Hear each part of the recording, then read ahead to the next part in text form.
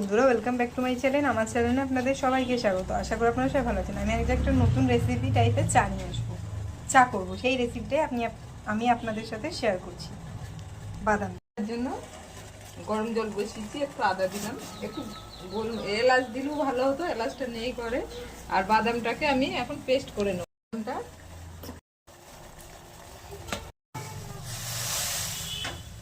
একটু মিশিয়ে নিলাম, চাটা নিয়ে এবার ঢেলে দেবো।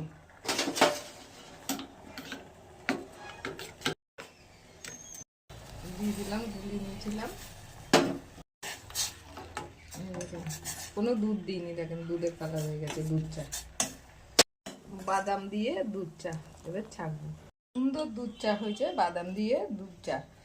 একটু এলাচ দিলে বেশি টেস্ট হবে আরো। আর আমি চাটা খেয়ে দেখাবো কেমন হয়েছে। দারুণ হয়েছে চাটা। একবার আপনারা করে খেয়ে দেখবেন কেমন হয়েছে। কমেন্টে জানাবেন যে কেমন হয়েছে ভিডিওটা। বাই।